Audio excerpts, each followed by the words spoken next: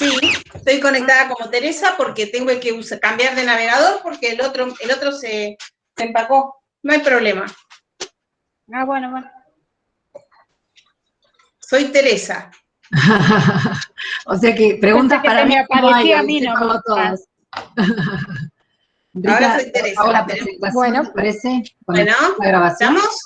¿Vamos? Sí, les pedimos por favor que apaguen después las cámaras y los micrófonos. Así que,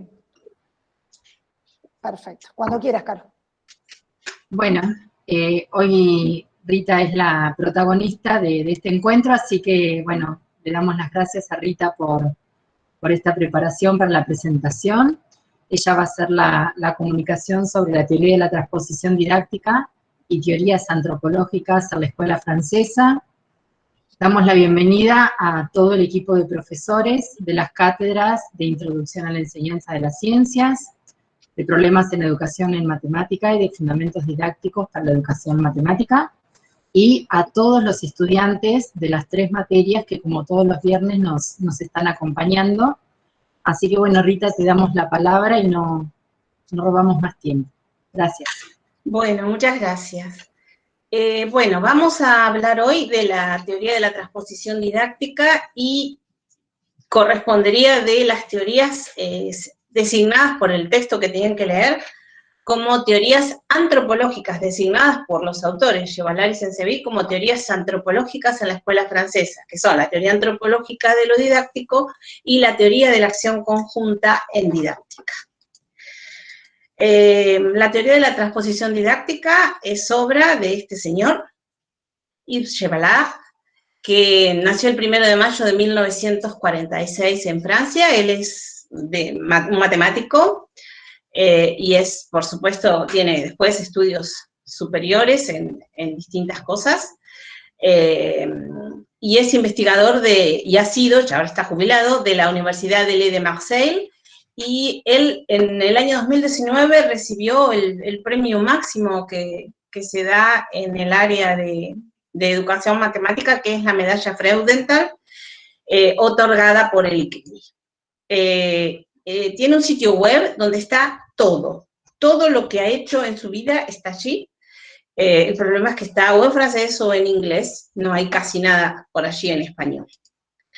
Bueno, la transposición didáctica fue presentada en el año 1980 en una escuela de verano en didáctica de las matemáticas, que es algo muy, muy tradicional en Francia, y fue publicada en 1985 en la Recherche por la Pensée Sauvage, y después de ese año Gevalard le hizo un posfacio. Las traducciones que tenemos en español son realmente malísimas, y tenemos el libro de Aike, que es muy difícil de leer, y por eso decidimos no darles ese libro para leer a ustedes. Porque cuando hacemos eso, nos va muy mal, ustedes se frustran mucho.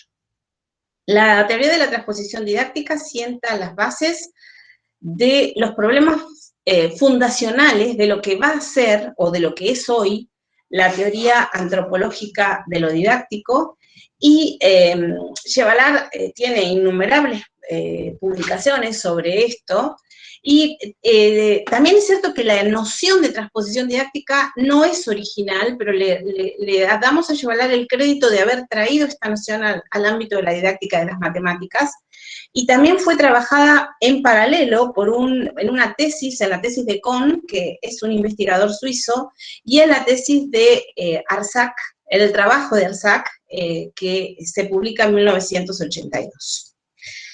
Primero nos vamos a preguntar en la palabra didáctica, y vamos a preguntarnos por si entendemos la didáctica como un adjetivo, y entonces decimos libros didácticos, situación didáctica, o como un sustantivo.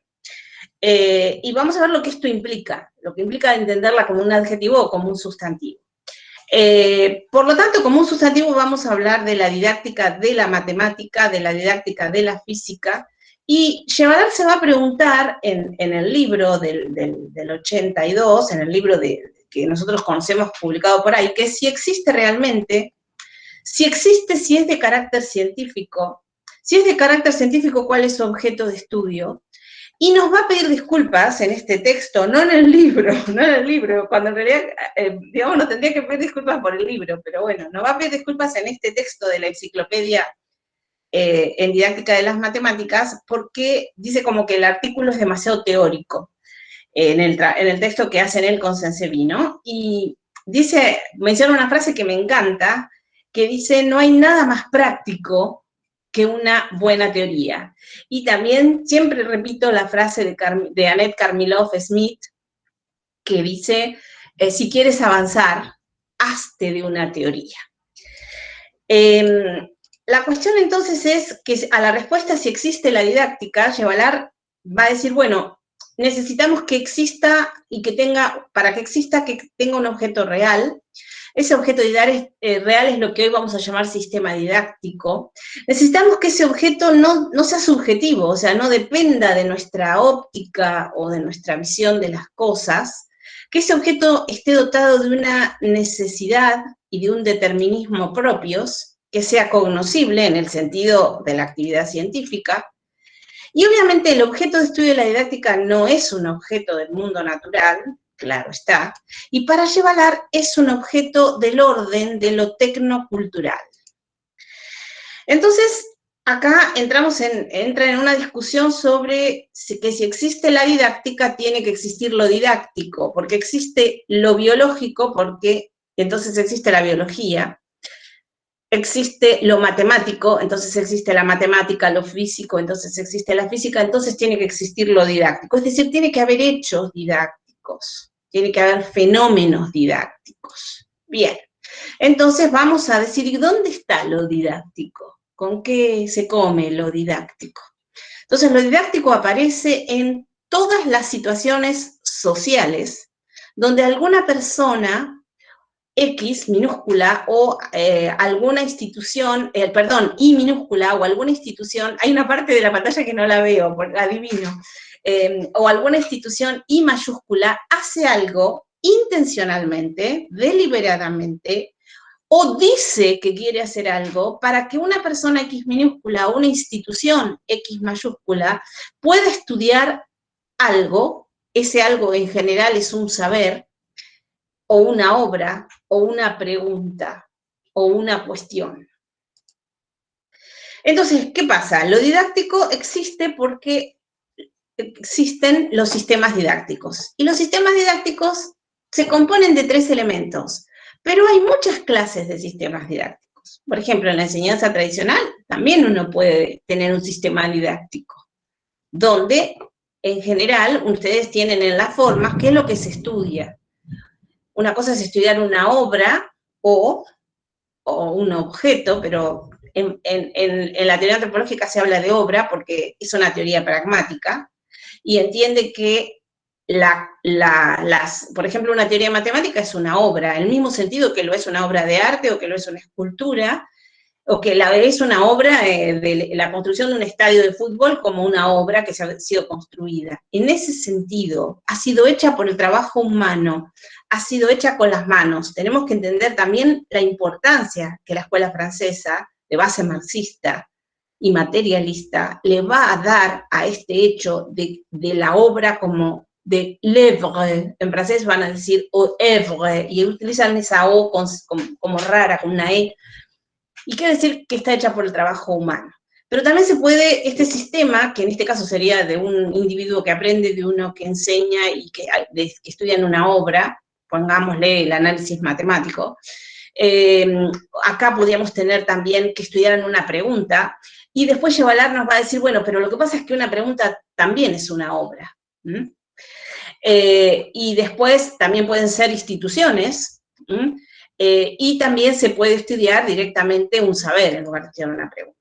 Los sistemas didácticos, lo que nos importa mucho acá entender es que los sistemas didácticos no están en lugares privilegiados en la sociedad. Los sistemas didácticos están por todos lados.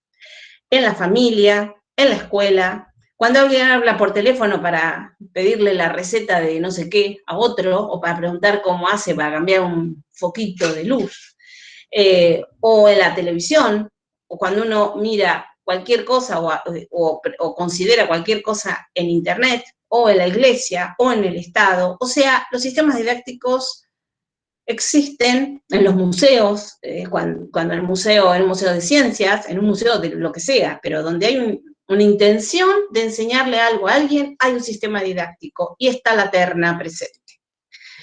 La didáctica, entonces, ¿qué es? ¿Cómo se define? ¿Cuál es su objeto de estudio? Bueno, la didáctica es la ciencia que estudia la ecología y la economía del saber en los sistemas didácticos. Ahora vamos a hablar un poquito más de eso, de lo que es esto de la ecología y la economía. Y Chevalar, cuando en el libro se hace preguntas, dice, bueno, pero ¿de dónde viene la transposición? Y se hace esta pregunta que me encanta, porque Chevalar es un provocador, y esta pregunta la cita Vergniaud en el primer texto que ustedes tuvieron que leer en esta tanda de textos, ese texto que publica con Laborde. Dice, ¿en qué condiciones, se pregunta Chevalar, un objeto de saber puede nacer con una forma determinada, desarrollarse, atrofiarse o incluso pudrirse hasta desaparecer? O sea, que hay objetos de saber que desaparecen, o peor aún, que se pudren, que se mueren, y debe ser que cuando se mueren, en el proceso se pudren. Entonces, las preguntas que generan transposición son del tipo, ¿qué es esto que aparece como saber enseñado allá en la escuela? ¿Qué relación tiene el saber enseñado con el llamado saber sabio? Más prolijo, pero menos provocador, y a mí me gusta más lo provocador que lo prolijo. Entonces, es saber académico, que es lo que ponen ellos en el diccionario, ¿no? ¿Y qué es ese saber sabio? El saber erudito, pero Chevalar no le llama erudito al saber de la gente que está en la universidad, no es así, no es esa la cosa. La cosa es que ese saber es el saber de los científicos, o el saber de un tecnólogo, o el saber de un plomero, o el saber de los carpinteros, o el saber de los médicos, pero lo que importa ahí es que hay comunidades que legitiman ese saber, comunidades reificadas en la sociedad que legitiman ese saber. ¿Qué distancia hay entre el saber de los que saben, digamos, entre comillas, y el saber de menos erudito, ¿no? Y entonces él adopta una idea de que el saber está en permanente cambio, y que ese cambio viene de adaptaciones del saber. Y entonces acá acuña la idea, que también esto está mencionado en ese texto de Vergniaud, que Chevalar habla de ecología del saber hace rato, no ahora, no es la versión reciente de Chevalar. Y además de eso, o sea que el saber está en permanente adaptación, en permanente construcción, no es para nada estático.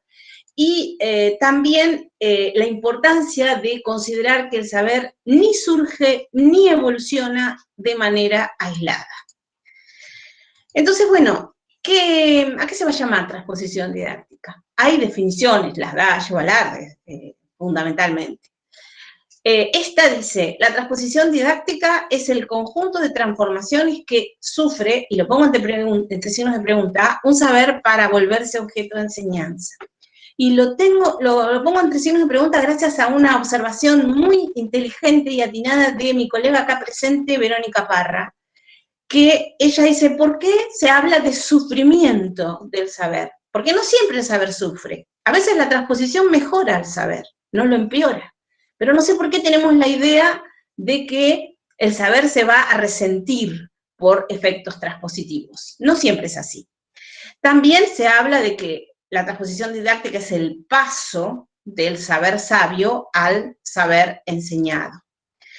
También se habla, esta es como una definición que está ahí en el libro de Chevalar y Bosch, como más reciente, mucho después de la de 1980, que el proceso de transposición didáctica se refiere a las transformaciones que un objeto o un cuerpo de conocimiento o de saber, para ser más fiel a la idea francesa de conocimiento, experimenta desde el momento en que se produce, desde que se lo produce. O sea, Marie Curie, cuando descubrió el radio y la radiactividad, y el polonio, empezó la transposición didáctica sobre el asunto. O Einstein, cuando en 1905 tiró los 5 papers que fundan ideas centrales en la física. Una de ellas, por ejemplo, por la que le dieron el premio Nobel, que es el efecto fotoeléctrico, pero la otra es las bases de la teoría especial de la relatividad. Ahí empezó la transposición sobre la teoría especial de la relatividad en física. Hasta que se pone en uso, ¿no? Se lo produce, se lo pone en uso, se lo selecciona, se lo diseña para ser enseñado y realmente después se enseña en una institución educativa determinada. Hay dos entonces maneras de entender la transposición. Una es entender que, bueno, el saber se produce en general en una comunidad académica, el saber se designa como saber enseñar, o sea, alguien que es en la noósfera, la famosa y nunca bien comprendida noósfera, donde se va a decidir, para llevar el corazón de la maquinaria transpositiva, está en la noósfera. Luego eso se va a volver saber enseñado, y luego va a haber un saber aprendido. Cuando vamos de la comunidad de referencia al saber enseñado, es lo que llamamos transposición stricto sensu, lo cual está en latín y significa en sentido estricto. Y si pensamos en todo el proceso desde el saber sabio al saber efectivamente aprendido, estamos en una transposición lato sensu, en sentido amplio, porque hay más cosas ahí. Y la cuestión importante, y por eso está todo dejando agujeritos, es que una razón central para que haya transposición es que haya flujos de saber. O sea, que hay flujos de saber, de acá a acá también hay flujos de saber. Ojo, no es que esto no le enseña nada a esto. Hay transformación, las flechas son dobles, presten atención a eso. Entonces, ¿por qué hay transformación didáctica? Se pregunta Yevala. Bueno, ¿por qué hay flujos de saber? Porque el funcionamiento didáctico del saber es esencialmente distinto. Y esencial significa eso, que está en la esencia del funcionamiento didáctico del saber, es muy diferente, esencialmente diferente, del funcionamiento sabio del saber. Porque hay dos regímenes de conocimiento que interactúan, el régimen del funcionamiento del saber sabio y el régimen del funcionamiento del saber a enseñar o enseñado, pero no son superponibles, no se pueden superponer esos regímenes. Cuando uno está en uno, no puede estar en el otro. Ojo con eso. Y porque, como les decía, hay flujos, y porque se quiebra algo que Yevalar llama la ficción de conformidad del sistema didáctico. ¿Qué es eso, la ficción de conformidad? La ficción de conformidad es que cada profesor en su clase, cada cocinero en su cocina, cada carpintero en su carpintería, enseñándole a otro a ser carpintero, está con la conciencia didáctica cerrada, no tiene conciencia de enseñanza. No está cuestionando lo que enseña. ¿Por qué? Porque no puede y porque no debe tampoco, porque si no, no enseña. Si yo voy a estar dudando a cada segundo de si lo que enseño está bien, poniendo en duda en el acto mismo de la enseñanza lo que yo estoy enseñando, y me vuelvo loco, soy un esquizofrénico, no puedo hacer eso. Pero, si bien la conciencia didáctica del profesor está cerrada, el sistema didáctico está abierto. Esa es la ficción, en el sentido de decir, es una ilusión, es algo que en realidad no es así. Pero hay una ficción de conformidad, de que todo está bien cuando yo estoy enseñando. Entonces, por eso es que los profesores, en rol de profesor, no advertimos la necesidad de adecuación entre el saber académico y el saber enseñado. Por lo menos no ahí, nos tenemos que poner en otro lado, tomar otro sistema de referencia y mirar desde otro lugar lo que está pasando para darnos cuenta de que no está muy macheado el saber académico con lo que estamos enseñando en la escuela. Entonces eso significa que la conciencia didáctica del profesor está cerrada. El sistema didáctico no es el producto de nuestra voluntad. Acá hay mucha gente hoy contestando que lo que deberían los profesores, no sé qué, no sé cuánto, como si lo que pasa en el sistema didáctico fuera voluntad nuestra. No, no, no. No nos cargue, los profesores no pueden controlar lo que pasa en el sistema didáctico. Controlar en el sentido del control estricto, ¿verdad? No es que no tengan nada que ver. Yo no digo que no tengan nada que ver. Yo lo que digo es que hay como una ficción de control también, que es totalmente irreal. El profesor, el saber, el alumno, satisfacen obligaciones didácticas específicas, que eso es lo que llamamos el contrato didáctico, y en un sentido amplio, ese contrato incluye, desde el propio Rousseau y su definición de contrato, incluye a la sociedad y a la institución. O sea, el contrato didáctico no es solamente y a los padres, y a los empresarios, y a los de las pruebas PISA, y a un montón de gente. El saber sabio, finalmente, entonces, tiene que ser transformado para poder volverse enseñable y finalmente enseñado. No hay modo, sino. Entonces aparece una noción vinculada a la transposición, que es noósfera, que es una noción que Gevalard toma por analogía, él lo reconoce, con el filósofo católico Teilhard y biólogo Teilhard de Chardin, que la usa para otra cosa, pero Gevalard la trae para acá. Es el lugar donde se piensa el funcionamiento didáctico, en la noósfera. Que la noósfera, fíjense, que no forma parte de la escala de los niveles de codeterminación, por eso es que está afuera la noósfera. Es como una entidad no real, pero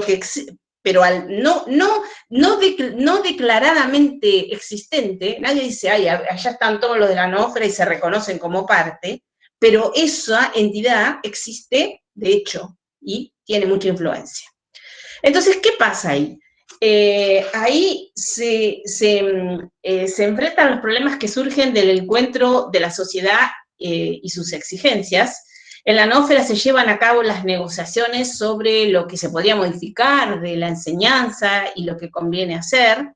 Y entonces ahí están los representantes del sistema educativo, qué sé yo, los ministerios, los funcionarios ministeriales, los delegados de los profesores, si hay asociaciones de profesores, en no todos lados los hay, los gremialistas, los expertos en currículum, los expertos en administración educativa, los formadores de profesores, pero también están los padres. Por ejemplo, acuérdense cuando hubo el Congreso Pedagógico Nacional en la Argentina, que las familias, ahora mismo también lo estamos viviendo, las familias están en la noósfera exigiendo que la escuela esté abierta. Eso es una novedad social, para mi modo de ver, súper interesante. Los empresarios, los matemáticos, también están, los matemáticos profesionales, los físicos, los químicos, los que militan alrededor de la enseñanza de sus disciplinas, etc. O sea, hay intereses de todo tipo ahí.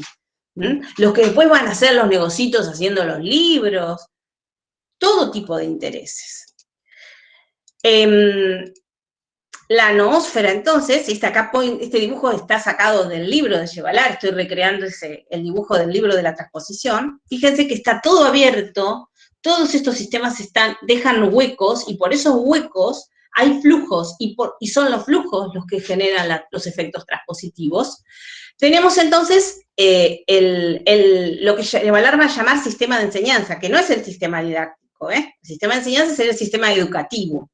Y adentro del sistema de enseñanza, cada año que empiezan las clases, se constituyen multitudes de tríadas didácticas, que son los lugares donde vive el saber enseñado, o sistemas didácticos del tipo que ustedes quieran. Acá les puse algunos ejemplos, y eso está metido adentro de la sociedad. Para Gevalard, la noósfera es el centro de operaciones de la transposición didáctica. El conocimiento le ofrece a la noósfera una variable de comando muy sensible, que permite, con pocos costos, obtener efectos espectaculares. Les recuerdo a los que sean medio viejitos, la ley de educación sancionada por el gobierno de Menem, ordenada por el Banco Mundial, que además inundó de reformas toda América Latina, de México hasta, sigan para abajo, a Brasil en distintos momentos, pero todos tuvieron que hacer reformas, porque si no hacían reformas no había guita. Ahora, ¿qué hizo esa reforma? Cambió todo, y después dijeron, esta es una porquería, y lo volvieron a cambiar. Y es la política la que está actuando ahí, la política con mayúsculas y la política con minúsculas, y la política educativa. ¿Qué pasa? En general, las reformas de este tipo, que en nuestro país se hicieron por ley, la reforma de 1990 se hizo por ley, y una de las cosas terribles que hizo fue pasar toda la educación que era nacional, la educación secundaria era toda nacional, la educación de escuelas técnicas era toda nacional, mucha de la formación de profesores era nacional. ¿Y qué hizo Cavallo? Dijo, a mí no me cierra la ecuación económica, entonces paso, todo, listo, resuelvo este problema, este renglón de acá que es todo rojo, porque la educación cuesta plata, la educación no es gratis, cualquiera que diga que la educación es gratis es un mentiroso, pero bueno, la educación cuesta plata, y es el problema es, lo interesante es que uno tenga la plata y que en realidad le encante gastarla en ella, porque vale la pena gastar plata en la educación. Entonces, esa educación, ese renglón, Cavallo dijo a las provincias. La educación a partir de ahora es de las provincias. O sea, listo, el renglón rojo se me fue, a él se le fue. ¿A quién se le apareció? Porque no les trasladó el problema, pero no la plata, gente. Y ahí, las provincias ricas, entonces, se generan unas diferencias enormes en la Argentina. Entre los profesores que se forman en una provincia que tiene plata, como podríamos decir Mendoza o Córdoba, y los profesores que se forman, o en la capital federal, y los profesores que se forman en una provincia que no tiene plata. Y los niños que se forman, etcétera, etcétera, seguimos agrandando eso, ¿no? Entonces, hay distintas maneras de entender la transposición. La transposición no es lo mismo para los profesores que para los didactas, por ejemplo. Si yo pienso, ¿quién es el didacta? El didacta es el que hace didáctica. El didacta es aquello en lo que los licenciados en educación matemática y los doctores en enseñanza de la matemática, etcétera, van a pretender transformarse. No son los profesores de matemática los didactas, ¿eh? No es que no pueden coexistir, pero no son necesariamente, no es un lugar natural, como diría Aristóteles. Entonces, la TTD le ofrece a los didácticas y a la didáctica científica un instrumento de liberación epistemológica. Y uno dice, ¿qué corcho es eso? ¿Cómo? De liberación epistemológica e institucional. Es decir, esto es lo que llamamos la doble ruptura. ¿Por qué? Porque el didacta tiene que romper lanzas, tanto con el saber sabio o erudito, como con el saber que vive en la escuela, y situarse en un sistema particular de referencia que él va a constituir, es decir, un lugar desde el cual mirar los hechos didácticos. Y ese lugar no puede ser el aula. Y ese lugar tampoco puede ser decir, ah, no, mirá la porquería, mirá las huevadas, perdonen, que enseñan allí. Ahí donde es, en la escuela. Todo mal allá. En realidad, ¿por qué todo mal? Todo mal porque cuando en general el sabio mira para la escuela, lo que ve le resulta rarísimo. ¿Por qué? Porque el saber que tiene es relativo a las instituciones. Entonces, lo que es matemática en la escuela, obviamente, no es lo que es matemática entre los matemáticos. No es lo mismo. Uno dice, ¿tan diferente es? Y sí, ahora vamos a ver que puede ser muy diferente. Y no es diferente porque esté mal. Es diferente porque está bajo efectos transpositivos que son inevitables.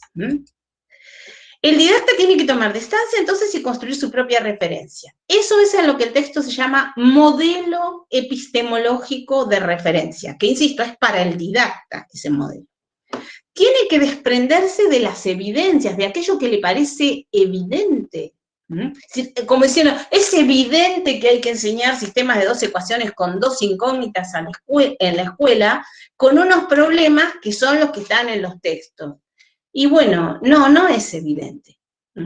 Es evidente que hay que generalizar las propiedades algebraicas a partir de los números. Y no, la verdad que no. Los didactas se han dado cuenta que eso es lo peor que se puede hacer y que eso Entonces no es lo que hay que hacer, y que hay un álgebra escolar que no es precisamente lo mismo que la llamada álgebra sabia, es bastante diferente.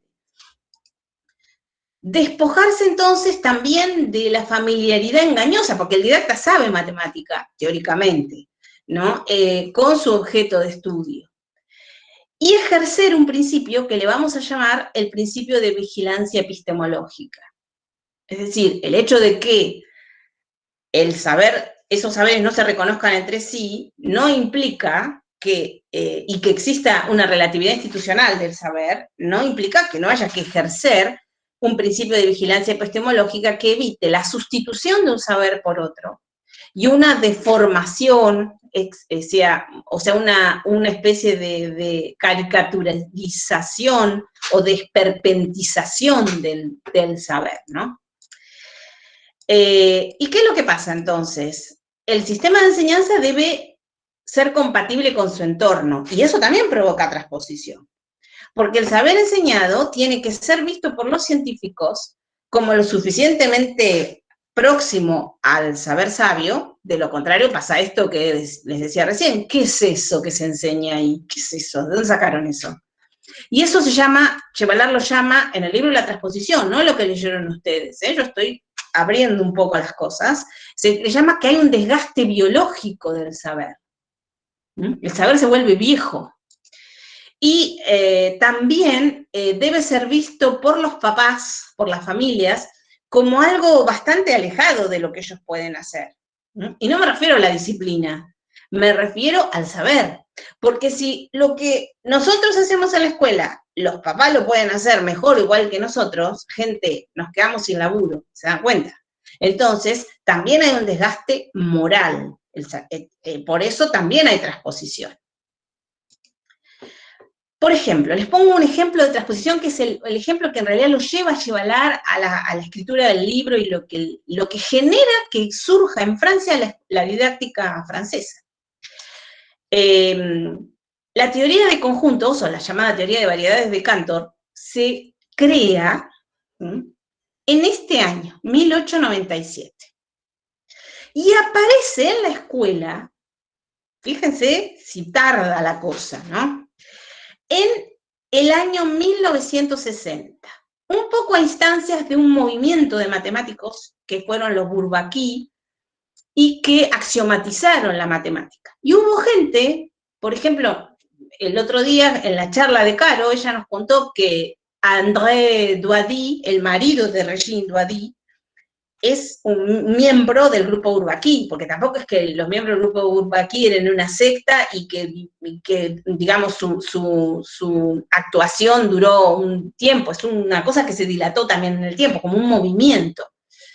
Entonces, esa gente dijo, hay que enseñar la matemática, hay que cambiar la matemática que se enseña en la escuela. Y llevaron a la escuela la matemática axiomatizada, la matemática conjuntista. Entonces, por ejemplo, cosas que se hacían de una forma, como sumar, restar, multiplicar, dividir, pasaron a enseñarse como operadores. ¿No? Hablaba de la operación suma y había un operador suma, como si estuviéramos calculando hamiltonianos en física o lagrangianos, o como estuviéramos en mecánica cuántica y tuviéramos que usar operadores, o el operador Nabla, un operador, que eso para llevarlo a la escuela se imaginan, ¿no? Luego aparecieron que, yo cuando iba a la escuela, yo fui víctima de eso.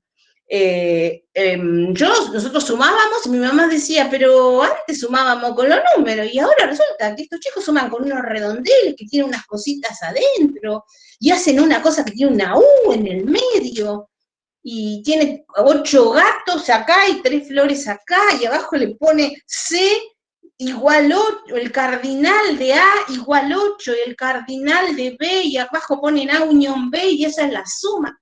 Mi mamá, por supuesto, ¿qué le pasaba? Tenía un desgaste, mi mamá decía, tiene que ir a la escuela sí o sí, porque yo no sé cómo se suma de esa manera, o cómo se resta, o cómo se... nada.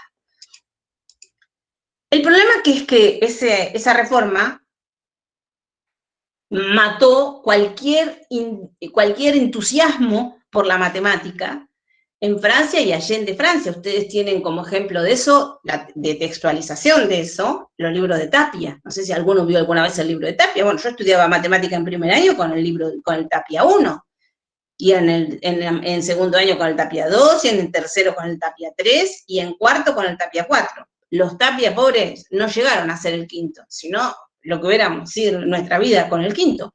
Y hoy esos libros son libros para que estudien los futuros profesores, porque esos libros directamente te tiran por la ventana si vos vas a enseñar algo así a la escuela.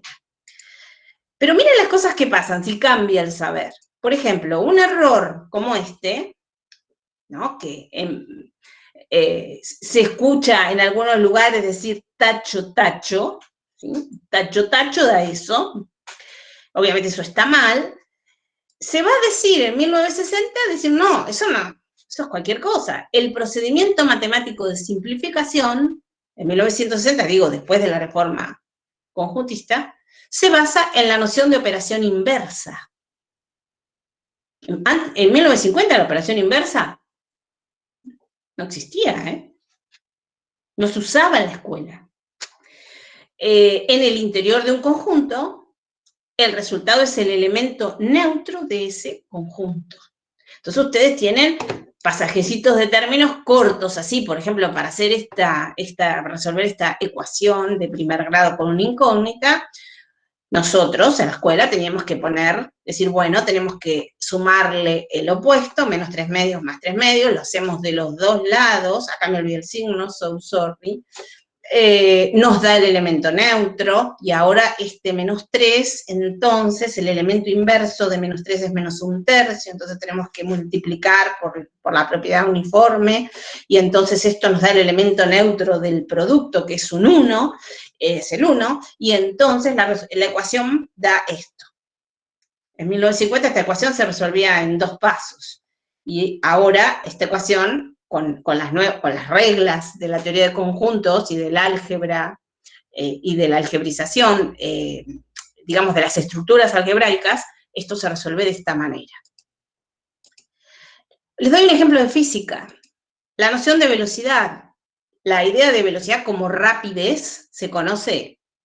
¿Quién no sabe lo que es la rapidez? O sea, distancia sobre tiempo es la rapidez. Newton formalizó el concepto de velocidad. Estamos hablando de 1600 y pico, 1700 capaz. Obviamente que para Newton la velocidad era una magnitud vectorial y además no era en una dimensión. En la Argentina tuvimos la noción de velocidad en los programas de física, aparece recién en una reforma que también hubo en la época de Perón, que fue la reforma de 1950. Y que tuvimos como por 30 años. De hecho, cuando yo empecé a ser profesora, lo que nos daban era un libro con los programas de la reforma de 1950 que se habían aprobado por ley. Y apareció para el programa de física de tercer año de la escuela secundaria. A lo largo del tiempo, el lugar donde aparece la noción de velocidad, si es que aparece, cambia con el tiempo, su tratamiento didáctico varía mucho, pero está claro que hoy por hoy ningún profesor de física se plantea enseñar la velocidad como una magnitud vectorial porque le parece algo muy difícil, ni se plantea enseñarla en 2 dimensiones porque directamente piensa que no puede hacer eso. Puede, pero él piensa que no puede. Solo se estudia la idea de rapidez, solo se estudia como unidimensional, se estudia como si fuera absoluta, o sea, no se habla del sistema de referencia, no se considera el observador, no se estudia la adición de velocidades galileanas. Y resulta que si yo después quisiera, que es posible, porque nosotros sabemos que es posible porque tenemos muchos trabajos sobre eso, quisiera enseñar, por ejemplo, la teoría especial de la relatividad en la escuela, yo tengo que desandar el camino de Galileo para reandar el de Einstein. Pero si yo ni siquiera sé cuál fue el camino de Galileo, no voy a tener nada para desandar. Porque a los chicos saben que 2 bicicletas que vienen, una 50 y otra 80, y se dan la piña 130. Lo saben mejor que nosotros, ¿no? Y saben lo que pasa, cómo hacer para invocar un papelito si van corriendo y el cesto está ahí. Lo saben perfecto lo que tienen que hacer. Pero eso, sin embargo, no se enseña en la escuela. Todos los autos casi todos tienen GPS, y si no tienen se lo podés poner. Pero es en 2 dimensiones el movimiento ahí. Pero ese movimiento, así, la física escolar, no. La física escolar reduce la velocidad a problemitas gansos de funciones, o sea, a la matemática, no a la física. Entonces tenemos como otros ejemplos de que la transposición crea objetos, tenemos objetos que son verdaderas creaciones didácticas. Por ejemplo, la noción de operador máquina para la suma en la escuela primaria, esto está en los libros de Tapia. Si entra 2, la máquina, ¿qué hace? Esta es la máquina de sumar 3, por supuesto sale 5. El diagrama de Venn es un invento didáctico, no es un invento matemático. También hay transformaciones en las reformas educativas, se hacen transformaciones de conocimiento del saber enseñado en unos conjuntos más amplios. Por ejemplo, uno va a decir que lo que era la enseñanza de la física, de la química y la biología, la reforma educativa dice, no, vamos a enseñar todo junto, vamos a enseñar ciencias naturales. Yo no estoy diciendo que está bien o que está mal, simplemente digo que eso pasa, y pasó, y pasará. Y después se vuelve, no importa. Luego tenemos el famoso STEAM, o si le agregamos el arte, STEAM. Luego tenemos que, por ejemplo, lo que antes era taller, el viejo taller que había en las escuelas técnicas, se transformó en tecnología y robótica. La geografía, la historia, la geología y la astronomía, bueno, depende de que la astronomía se suele meter en las ciencias naturales o en las ciencias de la Tierra, depende del gusto del cliente, pero se metieron como ciencias sociales. Y la famosa reforma de las matemáticas modernas, que produce esa sustitución de objeto nunca vista antes, y que, por supuesto, fracasa, y que fue una suerte que existiera, porque, como les dije, dio origen a que un grupo de matemáticos como Brousseau, y de no matemáticos, como Vergniaud, como Doady, y más tardíamente como Chevalard, o como Perrin-Glorian, o como Claire Margolinas, fundaran todo este movimiento de la didáctica francesa. La vigilancia epistemológica, ¿en qué consiste? En tener cuidado, que es una tarea del didacta, no necesariamente es una tarea del profesor. Y puede ser una tarea del profesor si es un profesor preocupado y tiene tiempo, pobre, para tomar la distancia necesaria para ver lo que hace en su clase. Pero es muy común, por ejemplo, decir, hoy les he enseñado la diferencia de cuadrados. Y esto es una sustitución de objeto. ¿Por qué? Porque la diferencia de cuadrados no es nada. No es nada.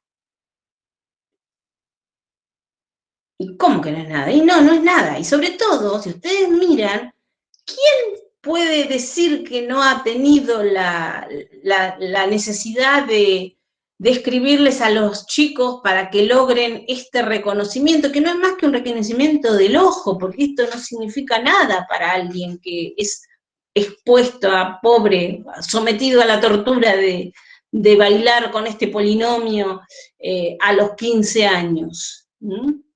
Le ha tenido que explicar y decir, mirá, acá, vos imaginate que todo esto está acá adentro. Entonces buscá los cuadrados, y que esto está acá adentro, y los hay peores, elegí este.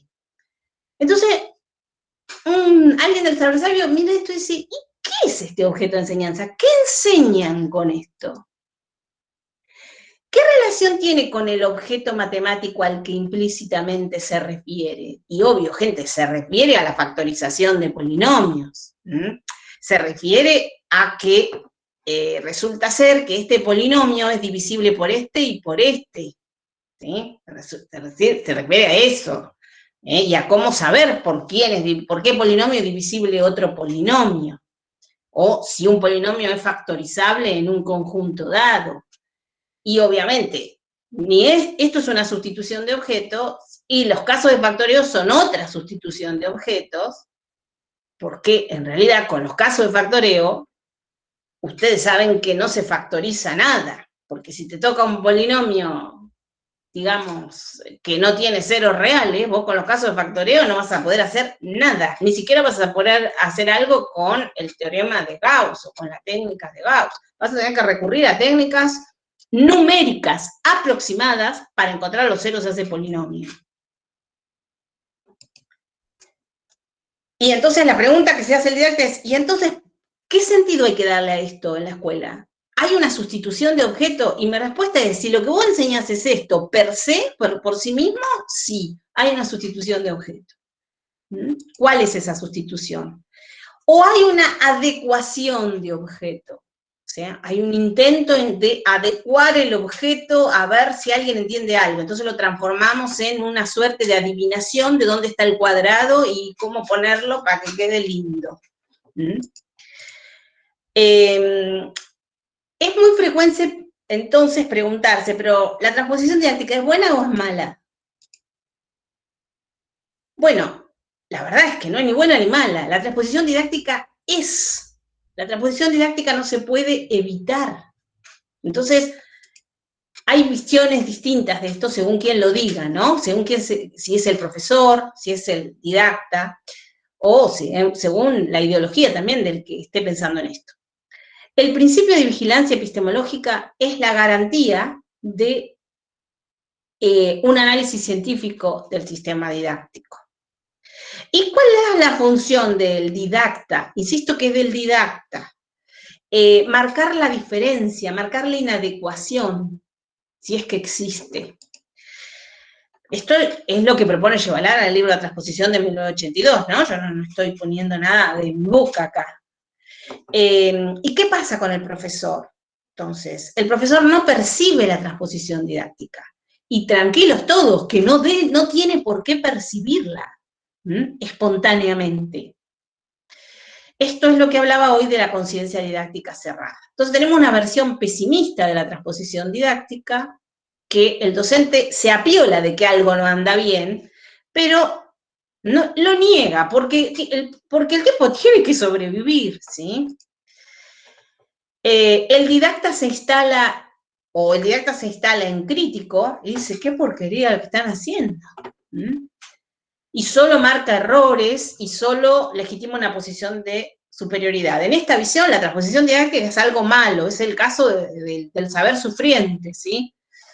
Y encima, no solo es algo malo, sino es un mal necesario. Como decir, ¿qué querés?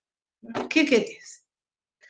La versión optimista es, gente, hagamos una buena transposición. Es la que yo leía en el foro hoy. Tenemos que hacer la vigilancia epistemológica a los profesores porque hay que hacer una buena transposición para que los estudiantes enseñen, etc. Utilicemos la evolución sociohistórica del saber y entonces no tendremos ningún problema. Falso. Esto no quiere decir que la evolución sociohistórica del saber no es útil, sino que con esto solo no nos arreglamos.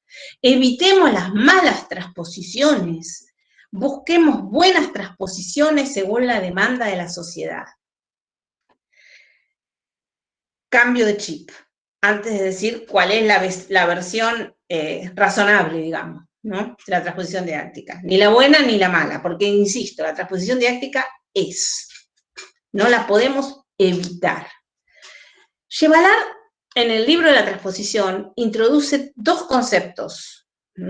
Y después introduce el tercero, que son importantes y que son como una herencia de la teoría de la transposición didáctica, y por eso los quiero mencionar. Y son estos tres conceptos. El concepto de mesogénesis, meso significa medio, topo significa lugar, topología, ¿sí? Topos significa lugar, y crono significa tiempo. Se quiere decir que como si todo lo que nos pasa fuera poco, tenemos estos tres procesos que están rondando las acciones o los sistemas didácticos. Ocurren en todos los sistemas didácticos. La mesogénesis es el proceso de constitución del medio didáctico. Y esto puede hacerse de muchas formas. Viene un profesor y dice, chicos, pone el día, escribe y escribe y escribe y escribe y escribe y escribe, o dicta, y el medio es él, y dice, es como el rey sol, pero este es el profe sol.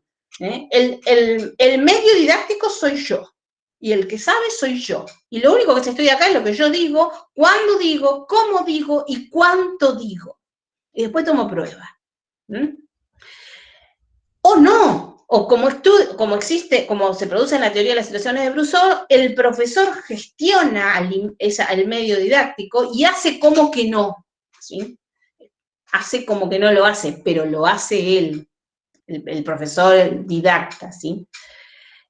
O en un rey, en donde no hay ningún gestor privilegiado del medio didáctico, ni el medio didáctico está construido a priori, como podría ser el caso de las situaciones didácticas. Esto ya lo vamos a hablar mejor después.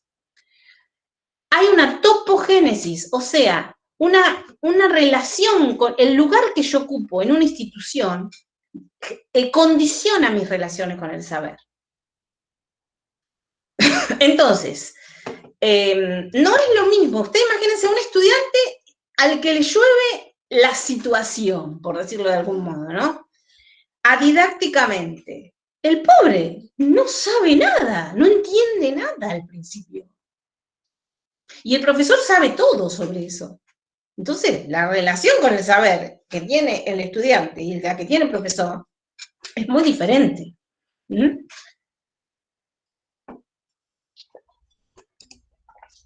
un rey, por ejemplo, el lugar del alumno es muy diferente. Perdón, hoy estoy un poco enferma encima. Bueno, y en la teoría de la acción conjunta, el docente, fíjense que juega un juego, no sé si lo leyeron, que es el juego de la reticencia. O sea, él dice, el docente juega un juego para que el alumno gane, el alumno tiene que ganar el juego didáctico, pero ¿cómo juega el docente? El docente juega diciendo, yo te tengo que ayudar a ganar, pero mi estrategia consiste en no decirte cómo se gana, ni con qué saber se gana. El saber para ganar lo tenés que encontrar vos. Entonces, ese tipo de topogénesis es muy distinta. También fíjense que es interesante, no tenemos tiempo de tratar esa teoría ahora, pero para mí Saint-Séville le viene a resolver el problemita de la confusión didáctica que hablábamos el otro día, lo resuelve bastante bien, y me gusta mucho esa teoría a mí personalmente, porque junta la teoría de las situaciones, porque junta a la teoría de la transposición, porque junta la teoría antropológica, o sea, Gevallar la denota como una teoría antropológica, Saint-Séville es pollo de Gevallar, es discípulo de Gevallar, y además de eso recupera como si, este juego, nos muestra que es un juego, el profesor juega un juego y el alumno juega otro juego, en base al contrato, ¿no? En la enseñanza tradicional, por ejemplo, la topogénesis marca que el profesor tiene un lugar estrella, tiene un lugar predominante. El alumno no es prácticamente nadie en la enseñanza tradicional. Y además el profesor tiene derecho, por el principio de autoridad, a ser creído bajo palabra. Esto es el famoso, la señorita dijo. Y vos decís, pero si lo ponemos, no sé, si le ponemos, lo hacemos con otro color. No, no, no. La señorita dijo que es con este color. No sé, ¿cómo se te va a ocurrir hacerlo con otro color? O el libro lo dice, o dijo el profesor, hoy hubo personas que citaron nuestro libro para hablar de no sé qué cosa era, y ¿qué importancia tiene nuestro libro? Nosotros no tenemos la Biblia bajo el brazo ni la verdad revelada, pero eso existe, ese principio de autoridad. Bueno, y luego está la cronogénesis, que es otro quilombo, y que tiene que ver con cómo se gestiona el tiempo didáctico. Porque el tiempo para enseñar no es infinito. Y, por ejemplo, si hay una de las cosas que son funciones de la escuela, esto lo dice Neil Postman, y me encanta eso que dice, es que una de las funciones principales de la escuela es la de organizar el tiempo. Hay escuelas que organizan el tiempo de la forma A y escuelas que organizan el tiempo de la forma B, pero la escuela tiene como una función la de organización del tiempo.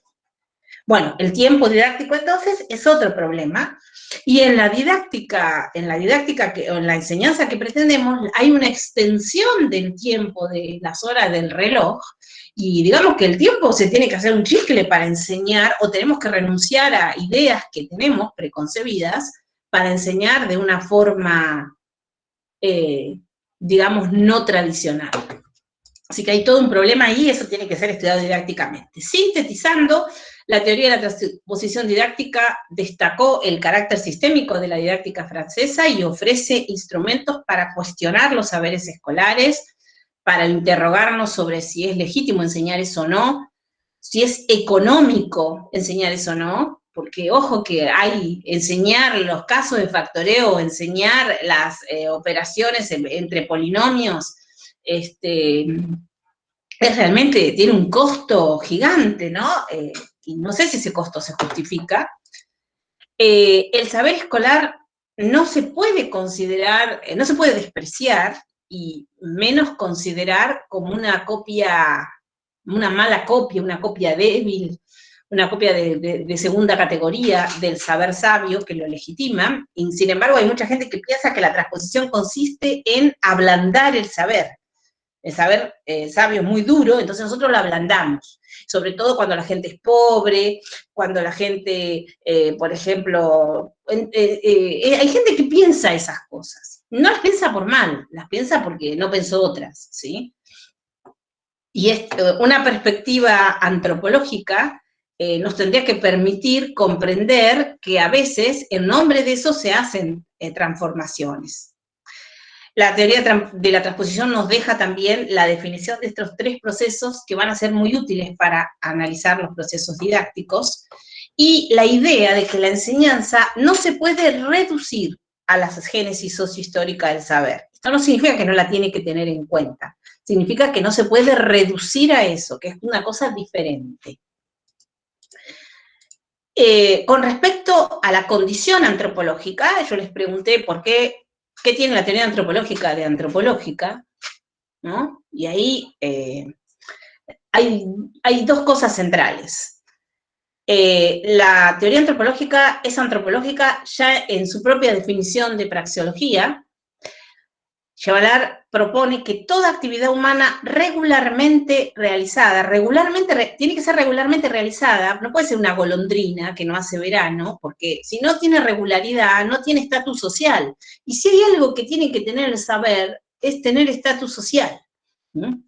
Entonces, ese saber se describe, cualquier saber, se describe mediante un modelo único llamado praxeología, toda actividad humana. La TAD es una teoría pragmática. Es decir, que pragmática en el sentido de Peirce, pragmática en ese sentido, es decir, adopta una filosofía pragmática. Quiere decir que la praxis es muy importante y además el discurso sobre la praxis, que por ejemplo, esto puede ser relativo, en un matemático profesional, lo que llamaríamos el discurso sobre la praxis, que es la teorización o la formalización, es una praxis. Es una praxis. O sea, esto es como un poco como la dialéctica instrumento-objeto. Bueno, entonces la praxeología tiene estas dos partes. Esto no es divisible, no hay un bisturí para trazar esto, pero tiene dos bloques, se pueden reconocer dos bloques, un bloque que se llama técnico-práctico y un bloque que se llama tecnológico-teórico. En el bloque técnico-práctico tenemos tareas tipológicas, tipos de tareas, y formas de resolver las tareas, que se llaman técnicas, y en el bloque tecnológicos teóricos tenemos discursos que justifican por qué hacemos las cosas como las hacemos, que se llaman tecnologías, y discursos más sofisticados que justifican varias tecnologías y que se llaman teorías. Después vamos a volver sobre esto. Otra característica de la condición antropológica, que muy bien por todos los alumnos que mencionaron que la antropología es la ciencia del estudio físico, cultural, ¿sí?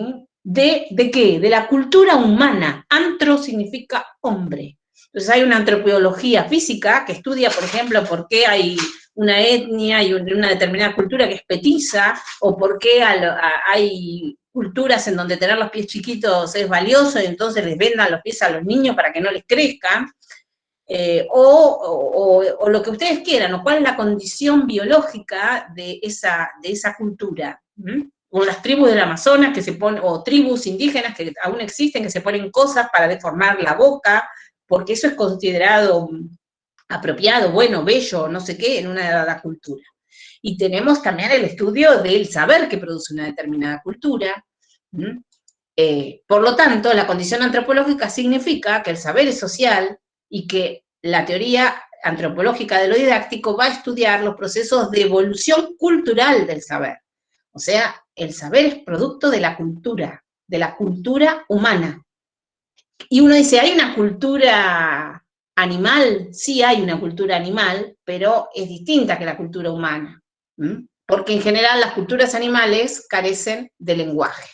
Entonces, en la condición antropológica, Chevallard propone, también vamos a volver sobre esto, lo que él llama una escala de los niveles de codeterminación didáctica, que tiene todos estos niveles, que inciden en lo que, esto es lo que tienen que entender, esto no es que, ay, Chevallard se interesa por los niños que tienen dificultades de aprendizaje, no, no es eso, es que el saber que se va a enseñar en el aula está afectado por todo esto. Todo el análisis de la escuela francesa es sobre el saber.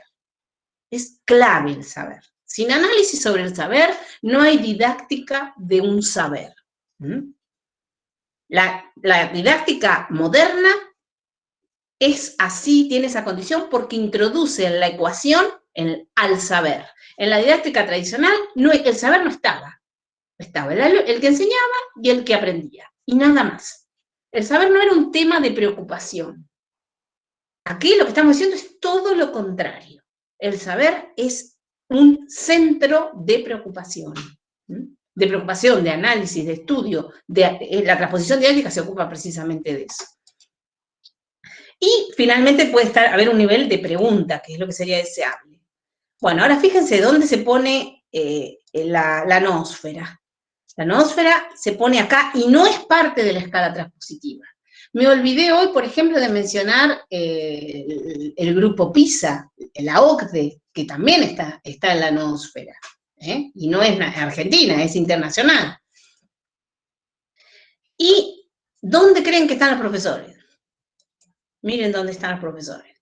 Los profesores, si tienen alguna posibilidad de incidir sobre todo esto que sí influye sin que ellos se den cuenta sobre lo que hacen en el aula, están ubicados en el nivel de los temas.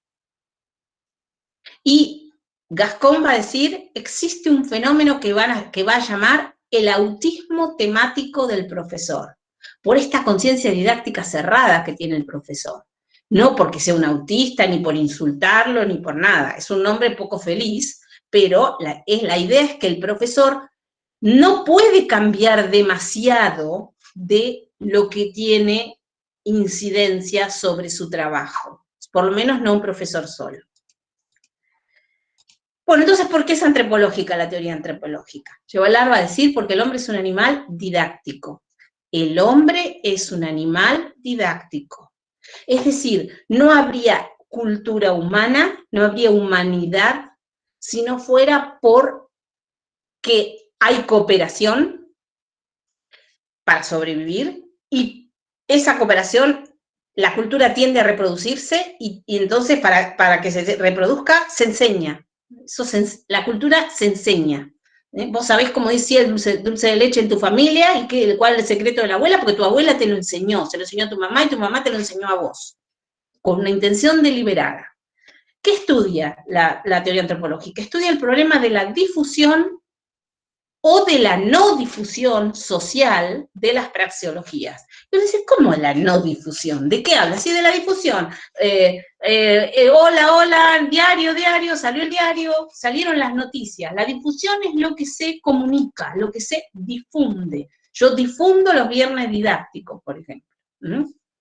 Pero hay cosas que no se difunden. Por ejemplo, la noción de velocidad decentemente tratada no se difunde. Por ejemplo, la física moderna y contemporánea no se difunde. Una noción de átomo razonable no se difunde. Las probabilidades y la estadística están en el currículum desde el año 50, no se difunden, o sea, no se enseñan. La teoría antropológica es antropológica porque están esos niveles de codeterminación, o sea, no se puede reducir lo didáctico al aula, muchos de ustedes lo dijeron hoy muy bien, chapó por todos los que lo dijeron, estudia qué restricciones impiden que se difundan los saberes, y estudia qué saberes son viables y cuáles no. No se puede enseñar cualquier cosa a cualquiera, eso es una mentira. ¿Y a qué costo? ¿Ese costo se puede soportar? ¿O tenemos entonces gente que primera unidad, primer mes de la escuela, números enteros, segundo mes, números enteros, tercer mes, números enteros, cuarto mes, números enteros, quinto mes, números enteros, noviembre, radicación y potenciación de números enteros? Primeras semanas de diciembre, operaciones combinadas con números enteros. Y lo demás, hay que enseñar bien los números enteros. ¿Eso es un costo soportable? ¿Por qué necesita un año para enseñar los números enteros? Y porque evidentemente, económicamente, en la economía del saber, eso tiene un problema, y eso estudia la didáctica. Es antropológica porque marca la relatividad institucional del saber, y porque además esta idea de la TAD se extiende a cualquier saber, porque la noción de praxeología permite una ampliación del objeto de estudio de la didáctica enorme, y eso es una genialidad de Yevalar. ¿Y la versión moderada entonces cuál es? La versión moderada de la transposición. La versión moderada de la transposición es la que nos lleva a la necesidad de que exista la didáctica. La didáctica como la ciencia de la difusión social de un saber, la didáctica como el estudio de esto de las condiciones y las restricciones. Hay cosas que son condiciones en ciertos sistemas, y hay otras cosas que son restricciones en ciertos sistemas. ¿Qué quiere decir? Son condiciones que no se pueden cambiar. Y no todas las condiciones son restricciones, pero algunas condiciones son inmodificables, entonces se vuelven restricciones. La didáctica es la ciencia de lo didáctico y de sus condiciones y restricciones.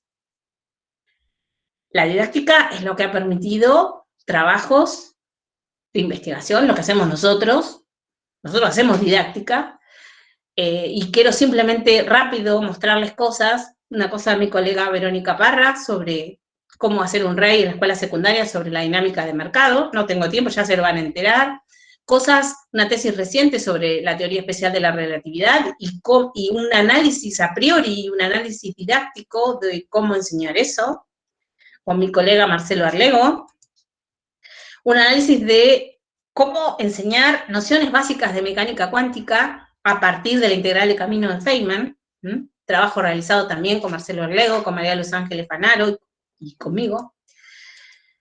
Un trabajo sobre la multiplicación de curvas realizado con Caro, un trabajo sobre las funciones racionales realizado con Paz, y hay muchos más, pero no tengo tiempo. Así que gracias por la paciencia, y bueno, y abrimos las preguntas. Bueno,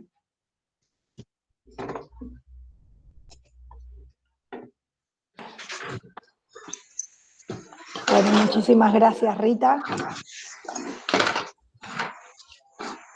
Bueno, abrimos el espacio entonces para quien quiera hacer alguna pregunta, que active su micrófono y su cámara. Rita, contesté, ¿no? ¿Qué tiene de antropológica, la teoría antropológica? Rita, si vos querés dejar de compartir, ya los podés ver a todos. Ok. Para el que te pregunte. Primero quiero tomar agua. Buenísimo. Ahí.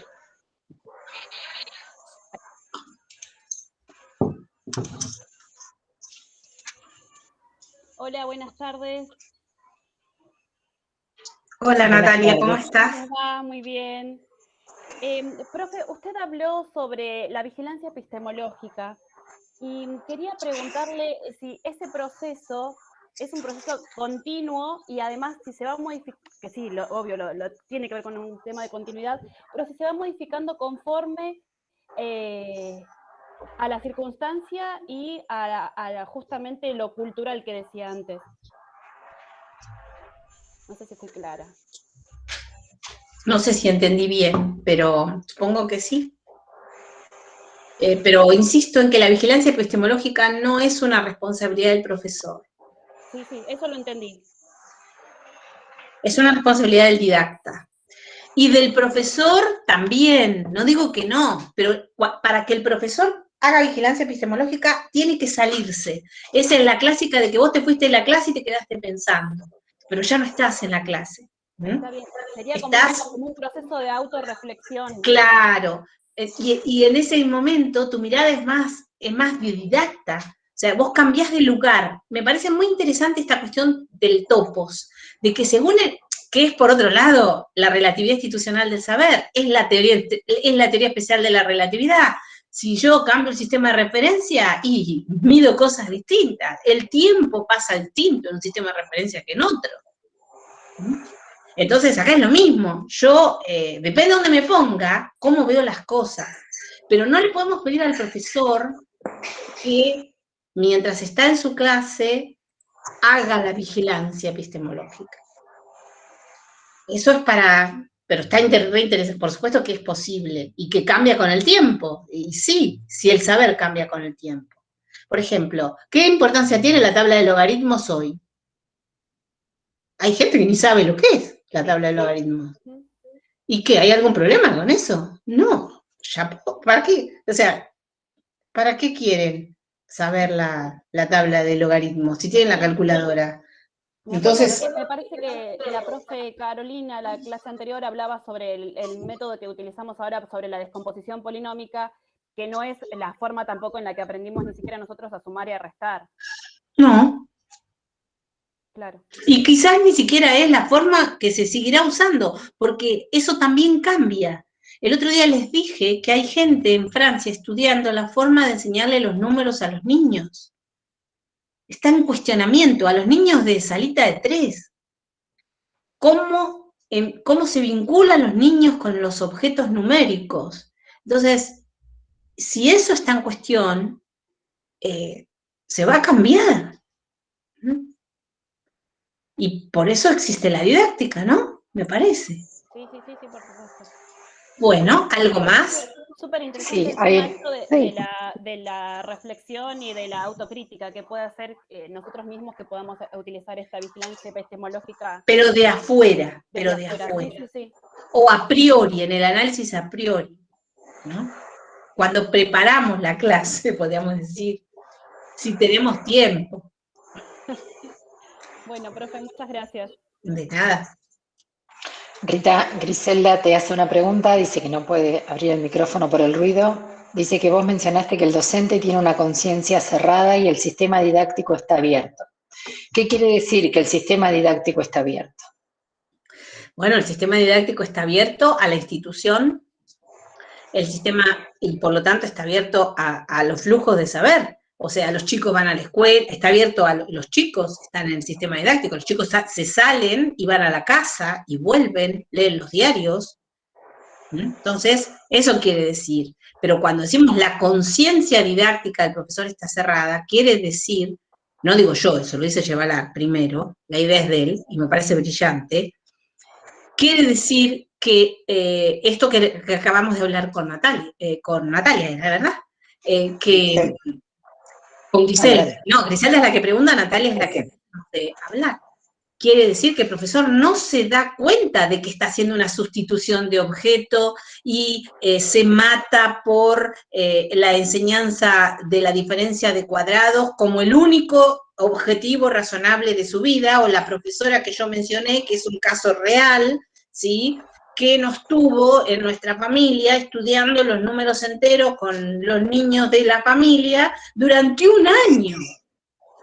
Un año. Pero, ¿qué quiere decir? ¿Que lo hacía a propósito? No. Lo que le pasaba es que los chicos no entendían, ni les interesaban, ni querían, ni no sé qué, estudiar los números enteros. Y ella tenía unos ejercicios de paréntesis, corchetes y llaves de este tamaño.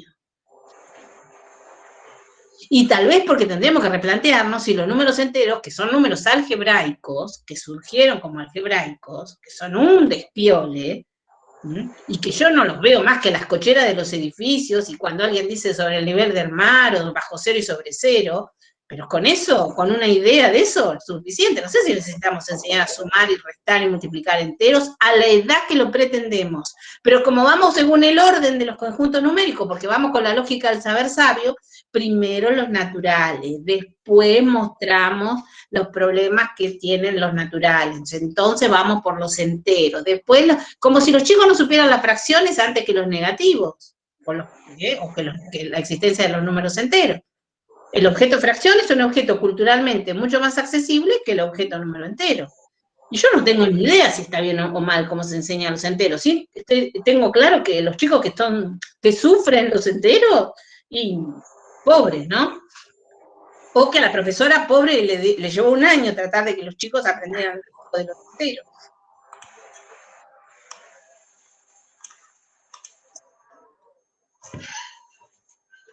Esteban pregunta si hacemos vigilancia epistemológica, por ejemplo, cuando, por ejemplo, analizamos conceptos bibliográficos en libros de secundaria, mezclando conceptos de geometría analítica con funciones polinómicas de primer grado. No sé, depende. La vigilancia epistemológica significa guardar una relación apropiada con el saber sabio.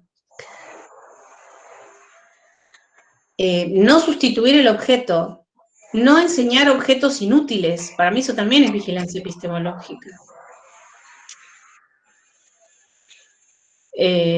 No desvirtuar el objeto. El tema de los casos de factoreo para mí es un tema clarísimo. Eso también, capaz que 2 meses con los casos de factoreo. Y eso, matemáticamente hablando, no es nada. Cuando damos 40 ejercicios de hallar los ceros de un polinomio de grado 2, utilizando ¿qué? Bhaskara, que es como una especie de magia que no sabemos ni de dónde viene ni a dónde va, pero hay que hacerlo. Cuando hay calculadoras que lo hacen, eso es una pavada de hacer, no necesitamos ni Bhaskara, y eso lo vamos a tener que cambiar, ¿eh? En algún momento Bhaskara va a dejar de... No sé qué va a pasar con Bhaskara. Pobre Bhaskara. Ahí se nos muere la mitad de la matemática. No sé qué van a hacer algunos profesores que primer año funciones polinómicas de segundo grado y Bhaskara. Segundo año, funciones polinómicas de segundo grado y Bhaskara. Tercero, cuarto, quinto, sexto año, funciones polinómicas de segundo grado y Bhaskara. Está con lo mismo con los enteros, pero por año. Bien. ¿Alguna otra cosa? Andrea escribe, perdón, ¿el profesor está cerrado porque está dentro del aula? Supongo que se referirá a la conciencia didáctica del profesor. No, no es un tema del aula, no es un tema de espacio físico, es un tema de que el que enseña está enseñando. Entonces no es un esquizofrénico, a menos que sea un esquizofrénico o un tipo muy ansioso que va y viene de un lugar al otro, no está enseñando y pensando qué desastre que estoy haciendo. Mirá lo que está pasando con el objeto matemático, se está deformando, se está transponiendo, está sufriendo el saber, no está. El tipo enseña, cuando enseña, cuando piensa sobre lo que enseña o lo que va a enseñar es otra cosa. ¿No? Lo que queremos decir, esto también, a mí me gusta esto, porque me gusta que dejemos de hablar mal de los profesores porque sí, como si fueran los responsables de todo lo que pasa en un sistema didáctico. El profesor tiene responsabilidades, pero como muestra la escala de los niveles de codeterminación, está muy trascendido por lo que pasa en su aula. O sea, no es el único responsable de lo que pasa en su aula. Esto es lo que quiero decir. Hoy alguien puso que tenía la responsabilidad absoluta de hacer la vigilancia epistemológica y de saber el conocimiento. No, porque nadie sabe absolutamente nada. No que nadie sabe nada en sentido absoluto, sino que nadie sabe todo. ¿Quién sabe todo? Entonces, ¿cómo yo me voy a hacer absolutamente responsable del conocimiento? No puedo, entre otras cosas porque el conocimiento está cambiando todo el tiempo. Ahora, esto no significa que yo no tengo que saber lo que voy a enseñar. Eso es otra cosa. Pero significa que no puedo ser absolutamente responsable porque el saber cambia. Ese es el mensaje, un mensaje central de la teoría antropológica. Y cambia porque la cultura humana cambia todo el tiempo. Rosbasco, ahí lo veo venir, ya lo estaba extrañando. No, una cosa, yo entiendo que no somos absolutamente responsables y no podemos estar haciendo una vigilancia epistemológica en estos términos. Ahora, una responsabilidad nos cabe. Yo por ahí decía... Nadie dijo que no. Nada, bueno, está bien. Por eso, por lo menos de discutirlo. A mí me enseñaban y tengo que confesar que así empecé mi trabajo con unos ejercicios combinados que no sé cuánta longitud tenían, metros. Y qué sé yo, en algún momento decir, ¿y cuál es el sentido de estas cosas? Que se terminan repitiendo por eso, se hacen por repetición, porque está instalado. O sea, ¿alguna responsabilidad nos cabe a hay nosotros? una inculturación, Rosbasco, la verdad es que se hacen porque hay una inculturación. Y la inculturación es tal que la gente no, aun cuando se aleja de la clase, creo que ni siquiera cuestiona que eso es que eso no debería enseñarse. Hay una inculturación que sería como ideológica. O sea, nosotros no podemos abstraernos de nuestra formación, de la cultura en la que estamos, de la escuela en la que fuimos, en la que trabajamos. A eso me refiero. Y no hay una tradición de cuestionar el saber. No hay una tradición de cuestionar el saber. Es decir, por la pedagogía también, ustedes mismos cuando escriben, ustedes se ponen en unas posiciones de pedagogos y cuando hay un rehuir de la matemática permanente. No sé, es un hecho eso. ¿Qué quiere decir rehuir de la matemática? Huir de la matemática, o de la física o de la química. No cuestionar el saber. Por ejemplo, miren, yo les cuento una cosa con el experimento de Einstein. Eso está hasta en los libros. El tren de Einstein. El tren de Einstein no es la mejor forma de enseñar la pérdida de la simultaneidad. Pero Einstein es tan Einstein que en los libros nadie dice cambiemos el ejercicio del tren de Einstein. Pongamos otra cosa que se entiende mejor. Nadie lo hace. Y se entiende, la noción es la misma y no hay ningún problema y se puede cambiar. Incluso se entiende muy bien, pero no se hace. Entonces ahí es como que no hay transposición por una especie de paternidad de la idea de Einstein. Entonces al profesor le cabe una responsabilidad, pero no siempre la puede ejercer. Y a veces está solo, y las cosas no se cambian solas, y a veces la gente tiene valor, y hay otra gente que no tiene valor para cambiar. También eso ocurre. Pero yo no digo que no nos quepa una enorme responsabilidad, digo que con la responsabilidad que tenemos ya tenemos bastante como para traernos nuevas, ¿sí? O para cargarnos la mochila con cosas que no nos corresponden. Y sí digo que nuestras responsabilidades tienen que ver con el terreno del saber. Eso me parece muy importante. Profesora, una pregunta. No sé si se me escucha bien. Perfecto. El saber que nosotros aprendimos en su momento en la universidad o en el instituto, ¿es un saber erudito, como se dice, o ya es un saber que tuvo su transposición anterior? Porque no es el mismo saber que yo enseño en la escuela. No sé si me entiendo. Por ejemplo, yo aprendí derivadas de una forma en la facultad que no es la misma forma en la que enseño cuando tengo la oportunidad de enseñar derivadas en la escuela. Pero la derivada que yo aprendí, ¿ya tiene una transposición previa o es el saber puro, por así decirlo? Yo creo que el saber puro no existe. Como dice el principio transpositivo, es que desde que el saber se origina, o sea, desde que se inventaron las derivadas, empezó el proceso transpositivo. Entonces, la transposición no tiene por qué necesariamente ser mala ni buena. A veces el saber sufre, a veces el saber no sufre. Ahora, si vos te preguntás, ¿es el mismo saber? Yo tengo un ruido de fondo que no sé de qué es. Pero, ¿ustedes no lo escuchan? No. ¿Vos, Paz? Sí, pero no sé si hay algún otro micrófono prendido. Me parece No que sé. no. Sí, se escucha ese ruido. Bueno, perdón. El saber, entonces, para mí no es el mismo, si esa es la pregunta. No, no es el mismo.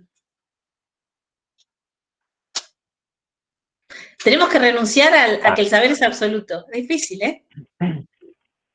Sí, lo entendí perfectamente. Y la otra pregunta es, cómo se llamaría, o capaz que lo dijo con respecto a los conceptos que estábamos hablando recién?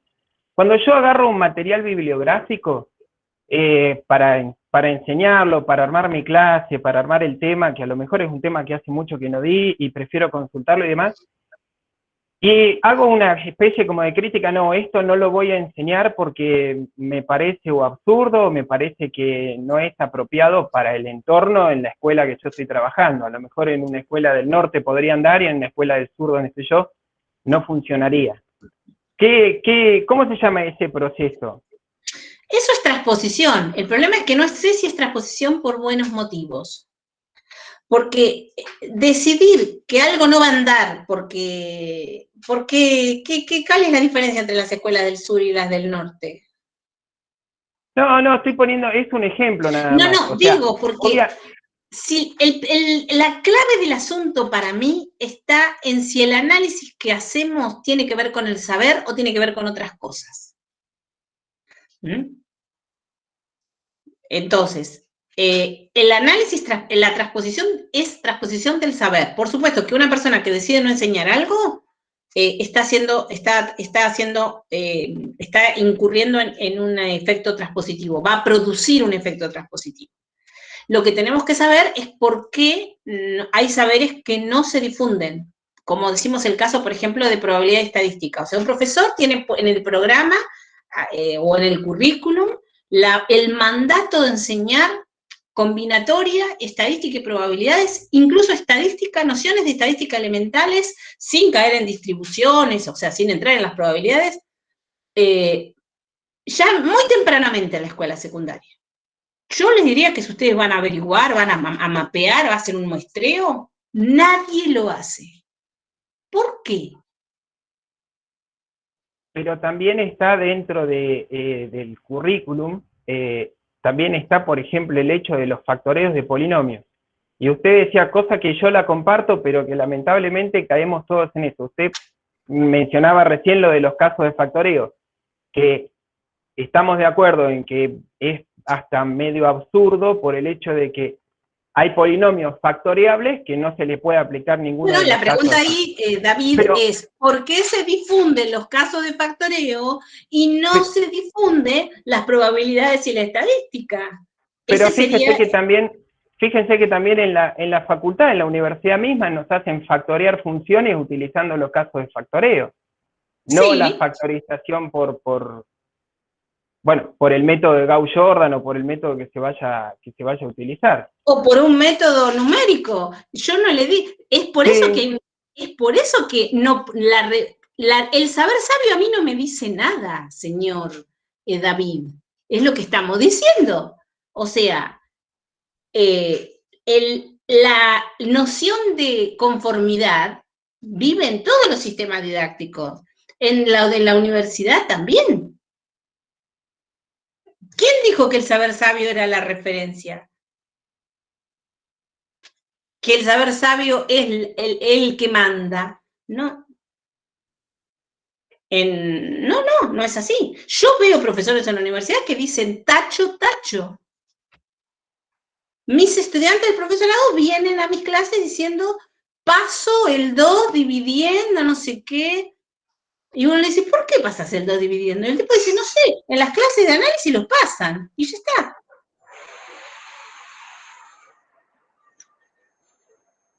Pero ¿qué pasa ahí? Ahí tenemos un problema de cuestionamiento, tenemos un problema de que nuestros sistemas didácticos son sistemas de copy-paste, son sistemas de el profesor dijo que, Entonces usted está diciendo, ¿cómo en la universidad? Y a mí qué me importa en la universidad. Hay problemas de transpositivos y problemas de errores de enseñanza en todas partes. La universidad no es una excepción. ¿Quién dijo que la universidad enseña bien? Yo creo que la universidad es uno de los lugares donde peor se enseña. Usted imagínese que en la pandemia, ¿cuál es el drama de muchos profesores universitarios? El mayor drama es que no tienen pizarrón. Están muertos los locos, porque no tienen pizarrón. Y como viven llenando pizarrones, y todo el mundo, dale que da, dale que va, copiando, o haciendo prácticos de ejercicios y luego haciendo ejemplos en el pizarrón, entonces están desesperados porque no tienen pizarrón y están buscando dispositivos digitales para poder suplir ¿qué? El pizarrón.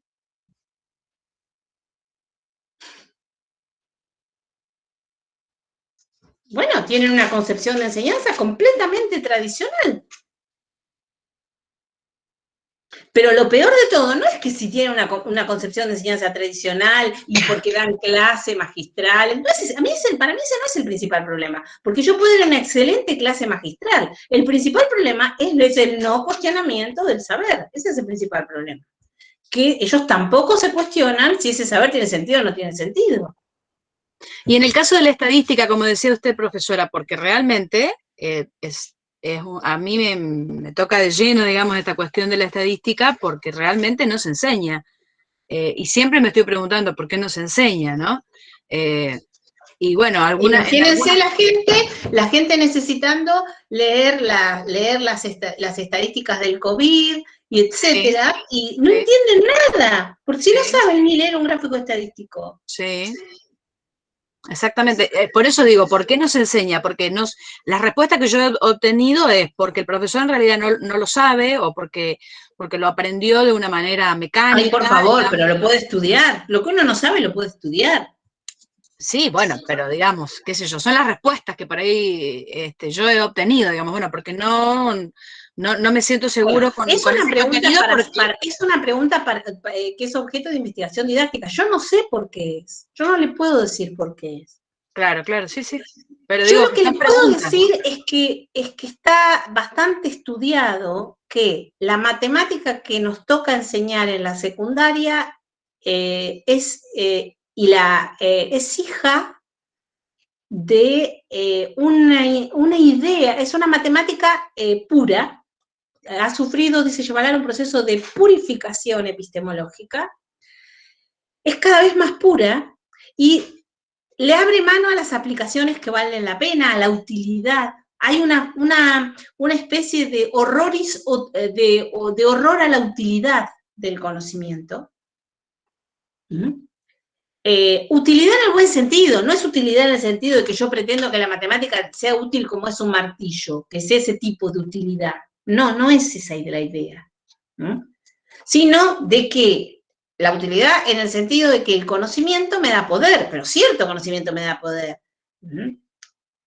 A mí, yo no voy a ir al banco con integrales, ¿qué quieren que les diga?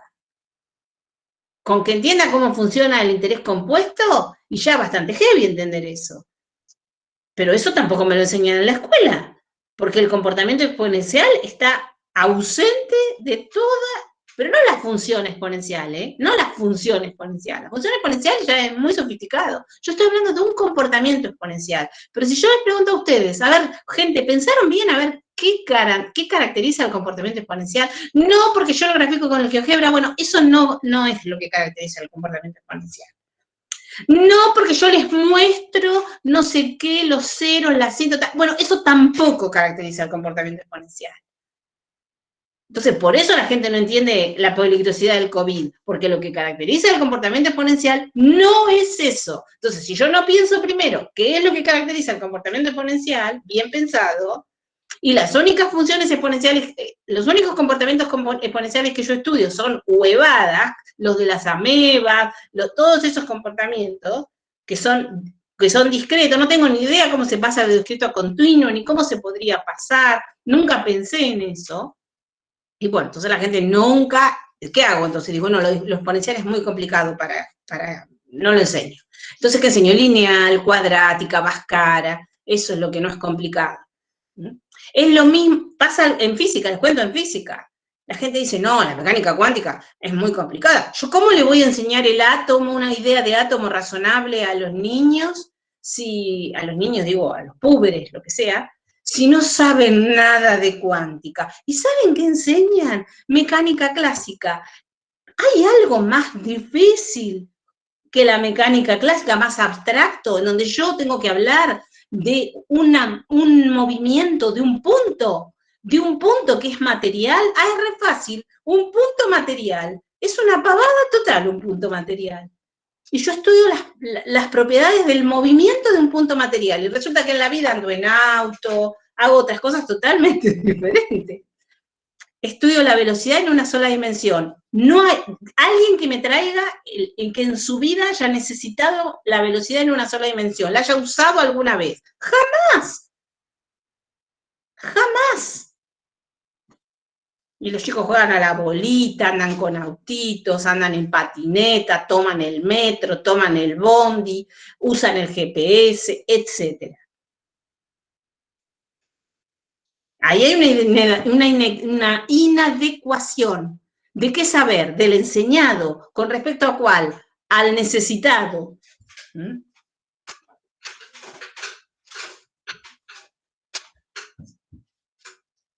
Y hay otra idea también, que es escultural. No, porque yo no les puedo enseñar velocidad porque no saben límite. Y no les puedo enseñar derivadas porque no saben límite. Y no les puedo enseñar límite porque no saben función. Y no les puedo enseñar función porque no saben no sé qué. Cuando quiero acordar, no les puedo enseñar nada. Y entonces debe haber algo también de este orden en lo de estadística. No les puedo enseñar estadística porque no saben, no sé, graficar, porque no saben función, o porque no saben, no sé qué, no les puedo decir. Realmente no tengo por qué, no sé. Pero es un tema para estudiarlo, es un tema para averiguar qué pasa ahí. Bueno, de todo lo que hay en el chat, Rita, hay una discusión entre los chicos sobre la estadística, discusión o no, sobre el peligro que podría significar para la sociedad conocer sobre estadística, sobre los distintos lugares. Claro, por ejemplo, Daniela pone, hay una intencionalidad nociva, y por algo será, entender estadística ilumina muchos caminos que a determinadas personas sí. El peligro que significaría, digamos. Y bueno, y respecto de también si está incluido o no, por ejemplo, en Cava y en las provincias, pero bueno, creo que no hace al... Sí, está incluido, chicos. Y está incluido desde 1950, que es otra cosa que me llama la atención. El libro de Tapia tiene estadística todos los años. El viejo y sucio libro de Tapia tiene estadística. Bueno, algo más, algo de los profes, algo que me haya olvidado, que seguro que sí.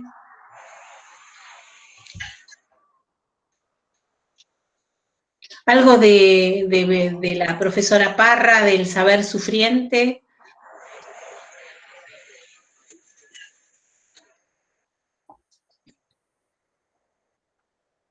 Parece que no. Ahí está. Yo pensé que se había ido, que me había dejado. No, para nada, para nada. No, me parece que es una excelente observación, sí, que Rita remarcó súper bien, de no siempre se sufre. Pienso que en un sistema didáctico del tipo X y Q, donde se aborda una cuestión Q-codisciplinar, es probable que el saber no sufra la transposición. Que lo que se obtenga ahí sea algo muy interesante, muy útil, muy valioso, muy funcional. Entonces me parece que por ahí ese es un buen ejemplo de un proceso transpositivo en el que no se deforma y donde lo que se obtiene es un buen producto. Bueno, está hablando de los recorridos de estudio e investigación, es algo que todavía no hemos tratado, claro. En donde en el sistema de enseñanza no se estudia un objeto, sino que lo que se estudia es una pregunta. lo cual implica una revolución radical de la enseñanza. Luego también hay una parte en donde se habla de que la teoría antropológica, una pregunta, yo tengo una pregunta para todos, que no sé si está mi estudiante Milagros por ahí. Hola Rita. Sí, acá Hola Milagros.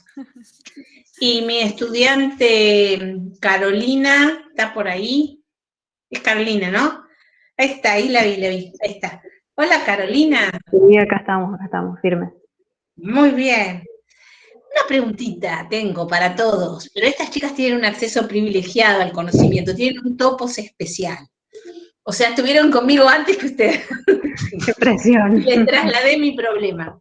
¿Por qué será que en el texto de Chevalard y Senseví la teoría de las situaciones didácticas no es considerada antropológica?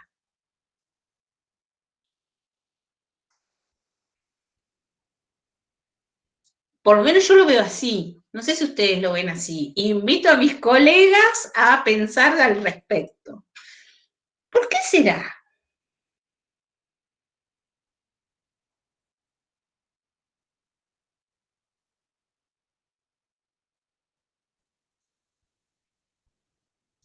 Bueno, Milagros, Carolina, ustedes tienen no sé, ustedes son las responsables de pensar en eso.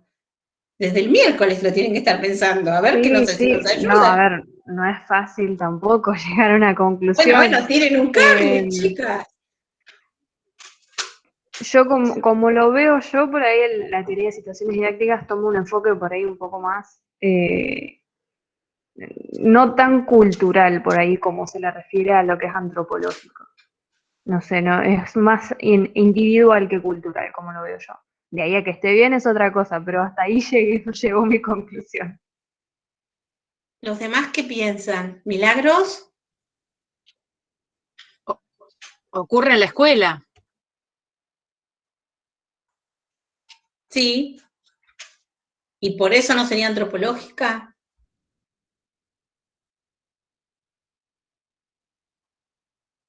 Cuando Rousseau define el medio didáctico, incluye la sociedad, incluye los padres. Sí, tiene razón. No es los mismos términos también, seguramente, de tomar a toda la sociedad en todos los lugares, digamos, como con la amplitud que uno interpreta lo que dice Chevalard respecto de lo antropológico. Digamos que si uno se ciña al texto, ¿no? Ellos hablan de la noción de praxeología y de la escala de los niveles de codeterminación, como que Senseví y Chevalard adhieren a eso. Y la teoría de la acción conjunta en didáctica tiene un gran uso en física y en ciencias naturales, por lo menos en el lugar donde trabaja Senseví, ¿no es cierto, Vero? En biología, en química, en ciencias física, de la tierra. En ciencias de la tierra, un montón de... ellos hablan del aprendizaje colaborativo también, eso me parece muy interesante. Y no sé por qué será que no ponen a la TCD, ¿no? O sea, como una teoría antropológica. Chevalard podría haber incluido a la TCD como una teoría antropológica. Yo estoy un poco de acuerdo con lo que dijo Carolina, que para mí, como Brousseau, por ejemplo, en este libro, que es un libro reciente de Brousseau, que está traducido de Ediciones El Zorzal, Iniciación al estudio de la teoría de las situaciones didácticas, él habla un poco mucho de Piaget. Yo pienso que a lo mejor es un poco por eso, ¿no? Como que él se pega un poco a... Después él dijo que no, pero en este libro él dice que sí, a la interacción sujeto-objeto, a la interacción del sujeto con el saber, y no tanto a lo social como dijo Carolina Forte recién.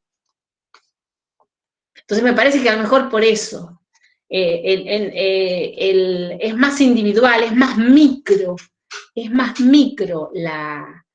el planteo de la TSD, y entonces el otro planteo en donde entran más todas las cuestiones sociales, donde entra la noción de praxeología, donde entra tema de la praxis y el logos, y el discurso sobre la praxis, tal vez sea por eso, que el discurso sobre la praxis es propio de las sociedades humanas, y Brousseau no le entra a eso, y no le tiene por qué entrar, o sea, cada uno le hace foco en lo que le interesa. Yo no estoy, sin embargo, yo sí creo que la teoría de Brousseau es antropológica, yo creo que es antropológica.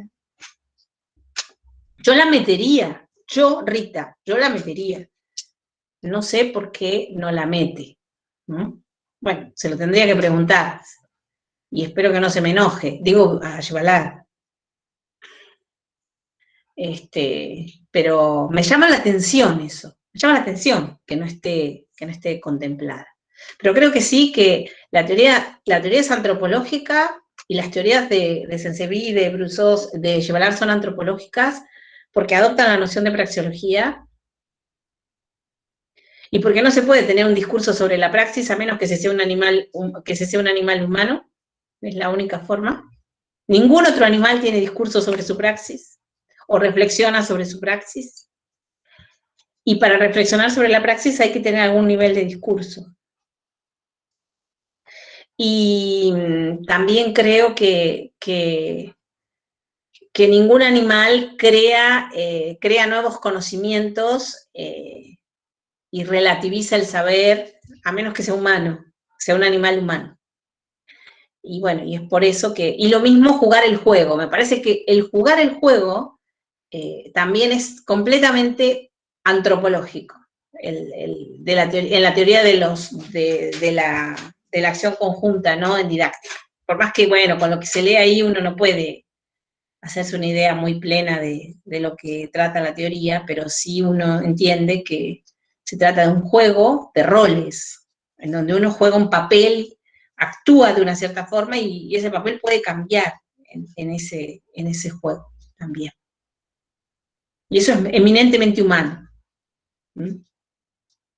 El cambiar de rol en un juego es totalmente humano. Es lo que llamamos teoría de la mente. Es lo que no pueden hacer los niños autistas. Reconocerle segundas intenciones a los otros, capacidad de engaño, es decir, todo ese juego es eminentemente humano. Y bueno, tal vez también por eso, no sé realmente. Me quedó esa cosa, me llamó la atención porque nunca me había dado cuenta de que no estaba mencionada como teoría antropológica. De hecho, se mencionan solo dos. O si por inclusión quedó metida dentro de la teoría de la acción conjunta, porque la teoría de la acción conjunta recupera la TCD. Y bueno, claro, sí, y la pone como entre los cimientos, digamos, la pone como base de la teoría, por ahí en ese sentido estaría considerada. Pero ¿por qué no está explícitamente considerada? Para mí no se puede sacar, porque bueno, no a mí creo tampoco. Por eso digo, yo creo no ser explícito, que la teoría de claro. las situaciones didácticas es una teoría con una concepción antropológica, y creo que todas estas teorías, cuando tengan que hacer una B y poner filosofía, tienen una concepción pragmática. Es decir, que uno conoce por la praxis, y que el discurso también es una forma de praxis, y que uno decide por los resultados de las acciones que emprende. El significado no viene por el uso, el significado viene del uso, el significado viene de las consecuencias de las acciones. El significado entonces no es absoluto. Entonces, lo que puede ser este cortapapeles para mí depende para qué lo use.